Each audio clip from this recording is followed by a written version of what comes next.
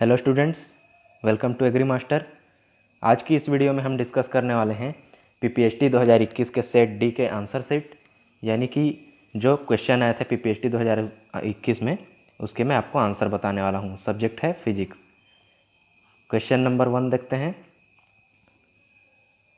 पूछता है, एक ध्वनि स्रोत जिसकी आवृत्ति 790 हर्ट्ज है एक स्थिर स्रोत से 15 मीटर पर सेकंड की गति से दूर जा रहा है।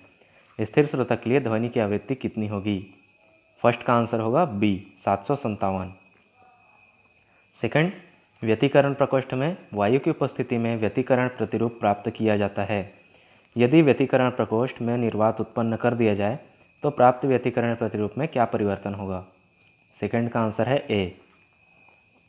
क्वेश्चन थर्ड, एक रॉकेट वी वेग से चांद की ओर जा रही है। अंतरिक्ष यात्री रॉकेट से एक चांद की ओर सिग्नल भेजता है जिसकी आवृत्ति वी है। उक्त सिग्नल चांद से परावर्तित होकर पुनः अंतरिक्ष यात्री के पास आ जाती है। परावर्तित होकर वापस आने वाली सिग्नल की आवृत्ति क्या होगी? तीसरा का आंसर है बी। क्वेश्चन नंबर 4, समान द्रव्यमान m के बिंदु द्रव्यमान जिनकी संख्या अनंत है x बराबर 1, 2, 4 और 8 पर रखे हैं। x बराबर 0 पर कुल गुरुत्वीय विभव का मान क्या होगा? 4 का आंसर है बी।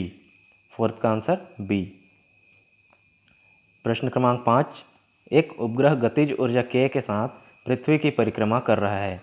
यदि उपग्रह की गतिज ऊर्जा दोगुनी कर दी जाए तब क्या होगा? क्वेश्चन नंबर 5 का आंसर है डी। क्वेश्चन 6, 2L लंबाई तथा 2R त्रिज्या के एक मोटे क्षैतिज तांबे के तार के एक सिरे को एक अन्य L लंबाई तथा R त्रिज्या के एक पतले तांबे के तार के सिरे से जोड़ दिया गया है। इस समायोजन के दोनों सिरों पर बल लगाकर इन्हें खींचा जाता है, तब पतले तार तथा मोटे तार की लंबाइयों में वृद्धि का अनुपात क्या है? क्वेश्चन नंबर 6 का आंसर है सी। नेक्स्ट क्वेश्चन, किसी सरल सूक्ष्मदर्शी की प्रवर्धन क्षमता निम्न में से किस प्रकार के नेत्रिका लेंस के प्रयोग से बढ़ाई जा सकती है? क्वेश्चन नंबर 7 का आंसर है बी। क्वेश्चन नंबर 8, एक दूरदर्शी के अभिदृश्यक का व्यास a है तथा इसकी आवर्धन क्षमता m व प्रकाश की तरंग दैर्ध्य लैम्डा है। टेलीस्कोप की विभेदन क्षमता क्या होगी? क्वेश्चन नंबर 8 का आंसर है डी। क्वेश्चन 9 के आंसर में मैं श्योर नहीं हूँ, इसलिए गलत बताने के बजाय मैं इसको स्किप करना पसंद करूँगा। क्वेश्चन नंबर 10, किसी क्षण टी पर कुंडली से संबंधित फ्लक्स डी आपके सामने जो भी समीकरण दिया हुआ है के द्वारा दिया गया है, तो प्रेरित विद्युत वाहक बल का मान टी बराबर 3 सेकंड में क्या होगा? क्वेश्चन नंबर 10 का आंसर होगा सी, -10 वोल्ट। क्वेश्चन 10 का आंसर सी। 11, एक ऐसी परिपथ में एक प्रतिरोध R ओम एक प्रेरकत्व L के साथ श्रेणी क्रम में जुड़ा हुआ है। यदि विभव व धारा के बीच कला का कोण 45 अंश है तो प्रेरकत्व प्रतिघात का क्या मान होगा? क्वेश्चन नंबर 11 का आंसर है सी। क्वेश्चन 12 पूछता है कि ऊपर दिखाए गए परिपथ में लोड प्रतिरोध RL के सिरों पर निर्गत वेवफॉर्म क्या होगा? क्वेश्चन नंबर 12 का आंसर मैं स्किप कर रहा हूँ क्योंकि इसके आंसर में मैं श्योर नहीं हूँ। इसी तरह क्वेश्चन 13 में भी मुझे डाउट है, इसलिए 12 और 13 मैं स्किप कर रहा हूँ, क्योंकि एक गलत उत्तर सैकड़ों स्टूडेंट का कमेंट आएगा कि आपने गलत बताया है। इससे अच्छा मैं स्किप कर रहा हूँ।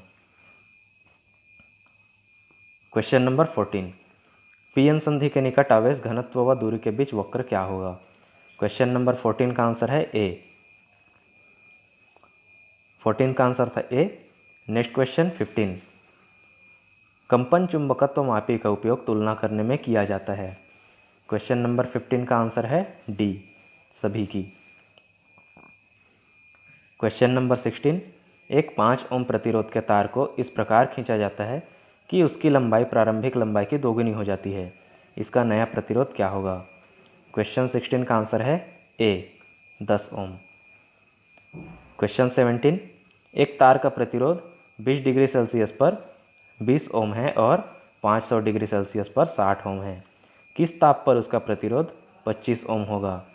क्वेश्चन नंबर 17 का आंसर है डी। क्वेश्चन 18, 0.972 ग्राम का क्रोमियम 3 घंटे में जमा होने के लिए आवश्यक धारा है। क्वेश्चन नंबर 18 का आंसर है ए। 19, एक 2 मीटर लंबाई के तार जिसमें 1 एम्पीयर की धारा प्रवाहित हो रही है उसे वृत्ताकार में मोड़ा जाता है।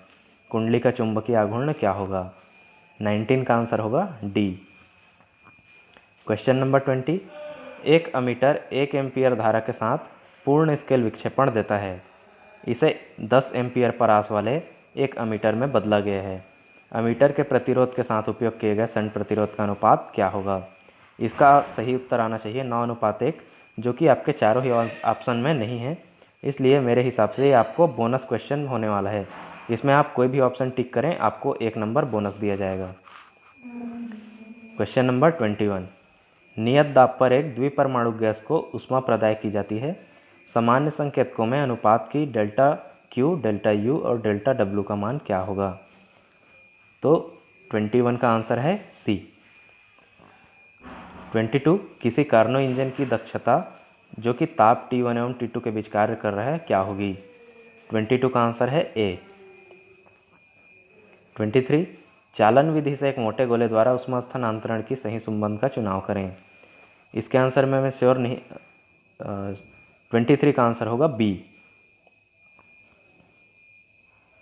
नेक्स्ट क्वेश्चन 24, एम द्रव्यमान का एक कण आर त्रिज्या के एक क्षैतिज वृत्त में अभिकेंद्री बल के अंतर्गत गति कर रहा है, जहाँ के एक नियतांक है। इसकी कण की कुल ऊर्जा का मान क्या होगा? 24 का आंसर है बी। नेक्स्ट 25, चित्र में दिखाए गए स्प्रिंग पिंड समायोजन में स्प्रिंग में उत्पन्न अधिकतम प्रसार का मान क्या होगा? 25 का आंसर होगा ए। 26, एम द्रव्यमान और आर त्रिज्या का एक ठोस बेलन किसी आनत तल जो कि क्षैतिज थीटा के कोण पर है से विरामावस्था से नीचे की ओर लुढ़कता है। इस बेलन में द्रव्यमान केंद्र के वेग का मान क्या होगा जबकि यह दूरी डी लुढ़क चुका हो? 26 का आंसर मैं स्किप कर रहा हूँ क्योंकि इसके आंसर में मैं श्योर नहीं हूँ। नेक्स्ट क्वेश्चन 27, चुंबकीय आघूर्ण एम एवं ताप के मध्य खींचा गया वक्र क्या होगा? 27 का आंसर है सी। नेक्स्ट 28, एक समान गति करता विद्युत आवेश उत्पन्न करता है। 28 का आंसर है सी।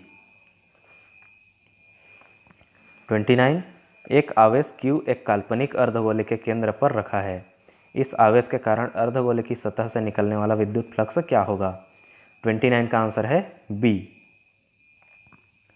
30 का प्रश्न पूछता है, एक सेल क्रमशः 110 सेंटीमीटर और 100 सेंटीमीटर के विभव मापी तार के विरुद्ध संतुलित कर सकता है जब परिपथ खुला एवं जब परिपथ 10 ओम प्रतिरोध के द्वारा शॉर्ट सर्किट हो।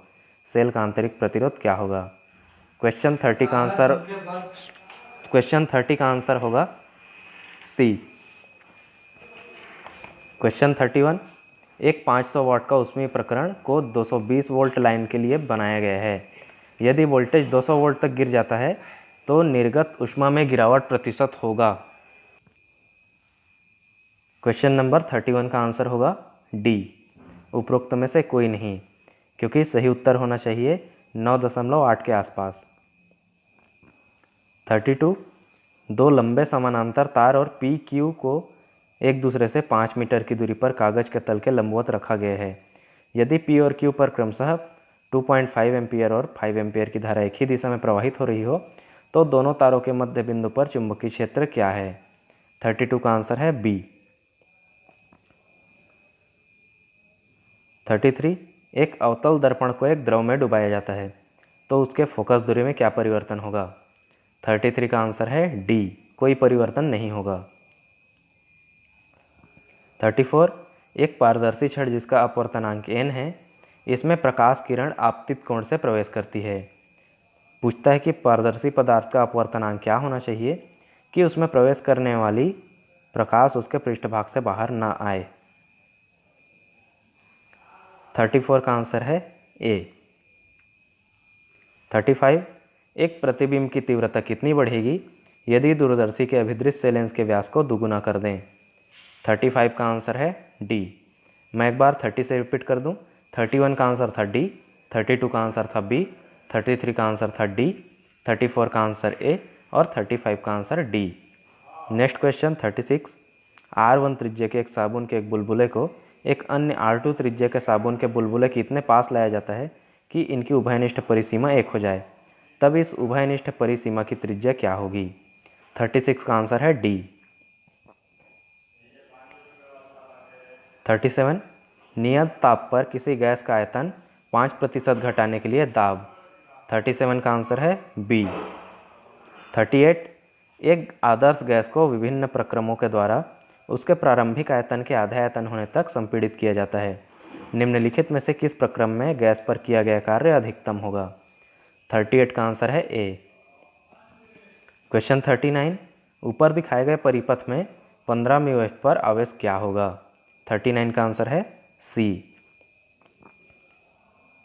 क्वेश्चन नंबर 40 मैं स्किप कर रहा हूँ क्योंकि इसके आंसर में मैं श्योर नहीं हूँ और मैं आपको गलत उत्तर नहीं बताना चाहता, इसलिए 40 को हम स्किप कर लेते हैं।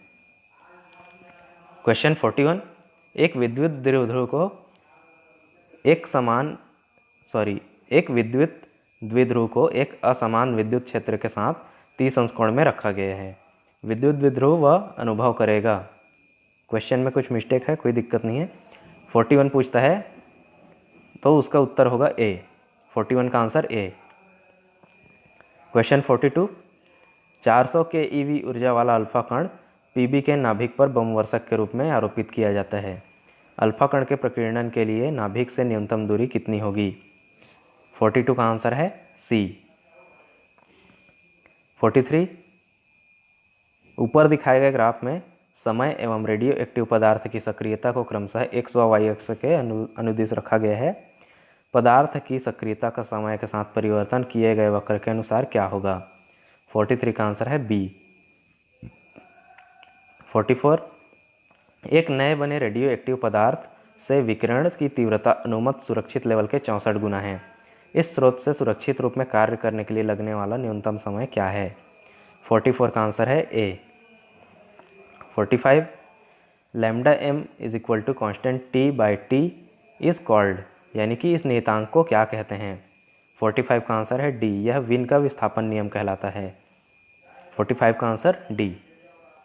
46 एक स्प्रिंग जिसका बल नियतांक k है को 3 भागों में इस तरह काटा जाता है कि उसकी लंबाई का अनुपात 1:2:3 है। इन कटे भागों को श्रेणी क्रम में जोड़ने पर बल नियतांक k1 तथा समानांतर क्रम में जोड़ने पर बल नियतांक k प्राप्त होता है। तो k1 और k2 का मान क्या होगा? 46 का आंसर होगा बी। नेक्स्ट क्वेश्चन 47 पूछता है एक सरल आवर्ती गति करते कण के वेग सदिश v तथा विस्थापन सदिश x में निम्न संबंध है। 47 का आंसर होगा बी। नेक्स्ट क्वेश्चन 48 किसी माध्यम से गुजरती किसी तरंग में एक कण का स्थिति x तथा समय t पर विस्थापन निम्नानुसार व्यक्त होता है। 48 का आंसर है डी। क्वेश्चन 49 समय के दो मानों के लिए कोई प्रक्षेप्य समान ऊंचाई पर होता है, इन दोनों समयों का योग बराबर होता है। 49 का आंसर होगा डी।